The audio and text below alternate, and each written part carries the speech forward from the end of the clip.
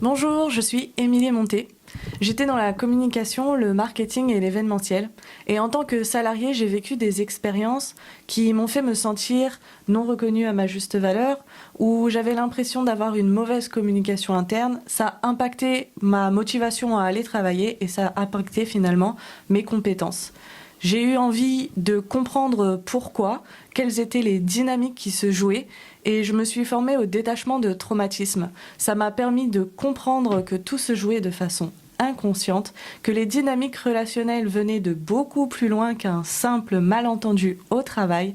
Et maintenant, j'ai envie de réunifier toutes ces compétences, toutes ces connaissances et de simplement pouvoir accompagner l'humain au cœur des entreprises pour déployer le plein potentiel de l'humain et de l'entreprise.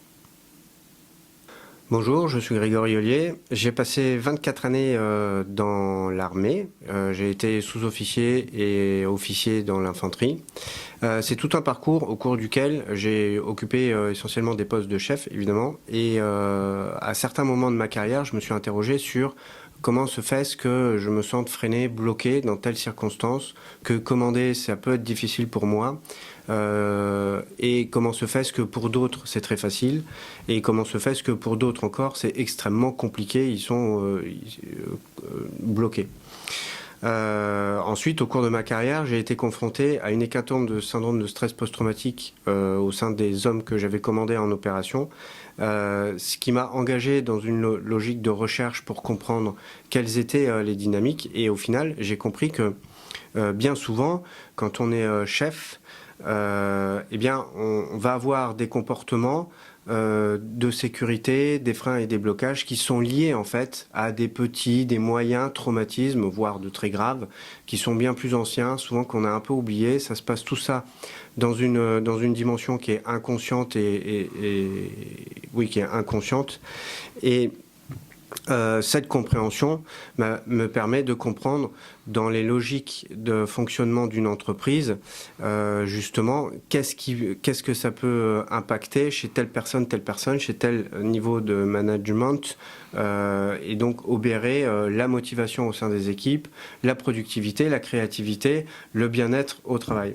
Donc c'est dans cette dimension-là que moi je souhaite proposer et accompagner les entreprises pour libérer le potentiel des équipes et des managers.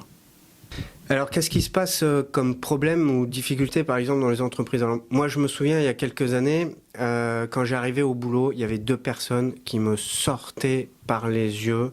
Je ne voyais que leur stupidité, je voyais que leur égotisme. Et ça me mettait vraiment en tension. Et puis alors, je tournais en boucle, pas toute la journée, mais pas loin, quoi. Et ça, c'est typiquement un problème de tension, de relations interpersonnelles. Alors, avec ces tensions dans les relations interpersonnelles, on va retrouver plein de problématiques différentes. On va retrouver des problématiques de communication interne. On va se retrouver avec des problématiques tout simplement de bien-être au travail. Et évidemment, on va se retrouver avec des problématiques de chefs, de managers qui vont surchauffer à gérer des tensions interpersonnelles et pas à gérer leurs objectifs, quoi. Et tout ça, bien évidemment, ça va impacter la créativité, la productivité, la prise de décision, mais aussi tout ce qui est taux de turnover, de recrutement, d'absentéisme, sans parler des conséquences sur le stress, le burn-out, les angoisses au travail. Voilà, donc tout ça, c'est vraiment ce qu'on peut mettre dans ce qui est lié aux tensions dans les relations interpersonnelles, parce que quand on vient au boulot, on n'a pas envie de venir la boule au ventre. Alors après, on va retrouver une autre dimension, hein. Pour illustrer la deuxième dimension, j'ai envie de prendre l'exemple d'une entreprise que j'ai accompagnée, une entreprise d'organisation de mariage qui stagnait à un chiffre d'affaires depuis près de 2 ans et qui n'arrivait pas à aller au-delà de ce chiffre d'affaires. C'était comme si elle était bloquée à un plafond de verre sans comprendre le pourquoi, alors qu'elle avait tout pour réussir, elle restait à stagner au même chiffre.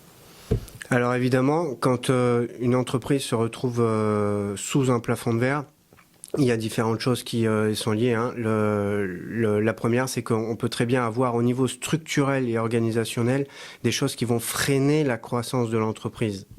Et typiquement, je crois que dans cette entreprise d'organisation de mariage, il y avait clairement un problème d'alignement entre les valeurs de l'entreprise et du chef d'entreprise, qui étaient très belles, hein, mais qui n'étaient pas bien connues et déclinées en dessous, et encore moins communiquées à la clientèle. Donc en fait, on peut avoir des problèmes d'alignement entre la finalité et les pratiques internes, et ça, clairement, ça peut à un moment donné poser un plafond de verre, quoi. Tout à fait.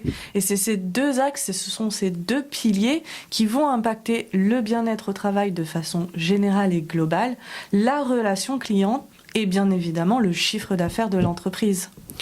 Alors, si vous êtes intéressé pour regarder ce qui se passe dans notre entreprise, on vous propose des audits pour analyser les logiques relationnelles et la structure de l'entreprise qui sous-tendent son fonctionnement.